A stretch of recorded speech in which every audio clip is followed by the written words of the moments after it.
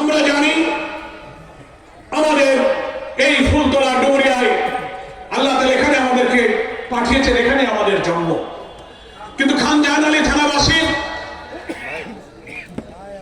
প্রতিনিয়ত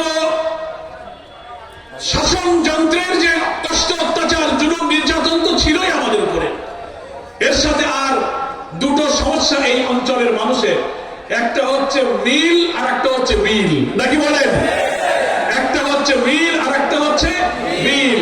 বিল ডাকাতি আর জলাবদ্ধতা, আমাদের ফসল, মাছের চাষ, ক্ষেত খামার সব নষ্ট হয়ে যায়। 60-এর দশক থেকে ওয়াদা যে বাঁধ দিয়ে পোল্ডার করেছিল, পানি নিষ্কাশন হয় না, সুইচ বোর্ডগুলো বন্ধ হয়ে গেছে। এবার আপনারা শুনেছেন আমি সরকারের সঙ্গে, সচিবদের সঙ্গে কথা বলে যতদূর সম্ভব বিভিন্ন জায়গা থেকে পাম্প এনে সুইচ গেট থেকে পানি নিষ্কাশনের চেষ্টা করে জেলা প্রশাসক ইউনিয়নের সাথে দফায় দফায় বৈঠক করে জামাত ইসলামী এবং আমরা যতটুকু চেষ্টা করে কিছু পানি নিষ্কাশনের চেষ্টা আমরা করেছি। কিন্তু ভয় হয় প্রতি বছরে আবার পানি জমে যায়। এই ছোটখাটো সমস্যার সমাধান এইভাবে করলে হবে না, এটা একটা বৃহৎ সমস্যা। এই জন্য পানি উন্নয়ন বোর্ডের একটি মহাপরিকল্পনার ভিত্তিতে এই অঞ্চলে কয়েক শত কোটি টাকার প্রকল্প গ্রহণ করে এর সমাধানের জন্য আমি পানি সম্পদ মন্ত্রণালয়ের কাছে বলেছি। ওনারা বলেছেন আমরা এই অঞ্চলের জন্য একটি বড় পরিকল্পনা গ্রহণের চেষ্টা করছি। আমরা মনে করি একটি নির্বাচিত সরকার মানুষের দুঃখ কষ্ট যারা বুঝবে, এমন সরকার ছাড়া এই সমস্যার সমাধান হবে না। মানবীয় চেষ্টা করে এই বিশাল সমস্যার সমাধান হবে না। তাই আপনারা একটু ধৈর্য ধরবেন এবং আমরা এই অন্তর্বর্তীকালীন সরকারকে সহযোগিতা করব। আরেকটি সমস্যা আমাদের, বিগত আওয়ামী আমলে 26টি পাটকল সরকারি বন্ধ করা হয়েছে, 26টি জুট মিল বিনা কারণে আওয়ামী লীগ বন্ধ করে দিয়েছে। তারা বলেন লোকসান যায়, ভর্তুকির টাকা দিতে পারবো না। তাহলে বিজিএমসির অফিসাররা বেতন পায় কি করে? আমার শ্রমিকের মজুরি, গ্র্যাচুইটি, প্রভিডেন্ট ফান্ডের টাকা তোমরা দিতে পারো না। ফলে আমরা মনে করি আওয়ামী দুঃশাসনের হাজার জুলুমের জন্য এই দুঃখী মানুষের হাজার হাজার লোক এখানে কলকারখানায় কাজ করে খেত। আমাদের এই খানজাহান থানাতেই প্রায় 5টি জুট মিল সরকারি বেসরকারি মিলে আছে। আমরা Afil, Alim, Eastern, merchant jute mill, jute spinners, একে একে সোনালী, এজাজ যা কিছু বন্ধ হয়েছে, আমরা মনে করি সরকারের পদক্ষেপ নিয়ে হয় আপনি এই মিলগুলো চালু করেন, মালিককে ডেকে তাদের বকেয়া পাওনা দিয়ে দেন, না হলে সরকারি অনুদানে মিল চালু করার ব্যবস্থা করুন। পাট আমাদের বাংলাদেশের একটি লাভজনক খাত, অথচ সেই পাট আজকে লোকসানি খাতে পরিণত করা হয়েছে শুধু উদ্বোধন প্রশাসনের চুরি, দুর্নীতি, লুটপাটের কারণে। এর জন্য শ্রমিকরা দায়ী না, জনগণ দায়ী না, দায়ী হলো যারা এটা চালায়, তাদের চুরি, তাদের দুর্নীতি, তাদের লুটপাট। ফলে মিল এবং বিলের এই সমস্যার জন্য আমাদের আমিরে জামাত এখানে উপস্থিত হয়েছেন।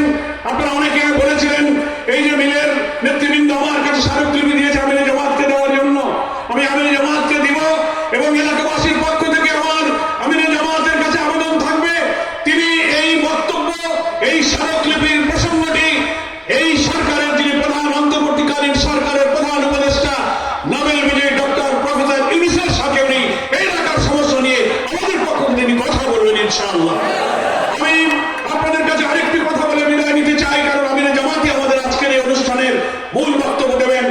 আমরা এই ফুলতলা ডুমুরিয়া একটা সন্ত্রাস কবলিত অনুন্নত অঞ্চল ছিল। 5টি বছর আপনারা আমার উপরে জিম্মাদারি দিয়েছিলেন।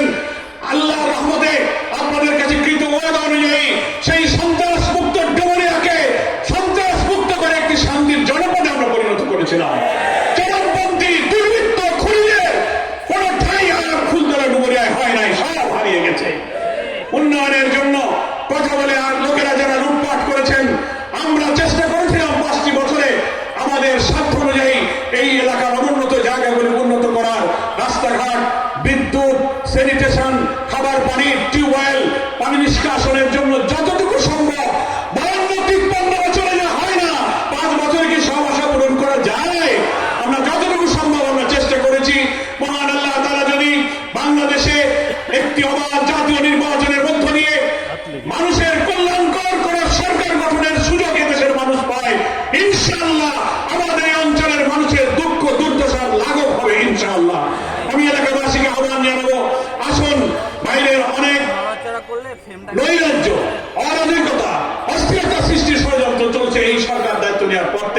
এ বিষয়ে আমির জামাত বলবেন।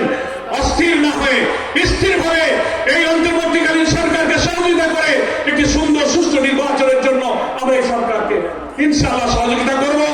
আজকের এই সম্মেলনে হাজার হাজার মা বোনেরা সকালবেলা এখানে এই পাশের প্যান্ডেলে কষ্ট করে উপস্থিত হয়েছেন। আমরা তাদেরকেও সম্মেলনে আমাদের তরফ থেকে আন্তরিক অভিনন্দন এবং দোয়া জানিয়ে আমি আমার বক্তব্য শেষ করছি। খোদা হাফেজ। বাংলাদেশ জিন্দাবাদ। জামাত ইসলামী জিন্দাবাদ।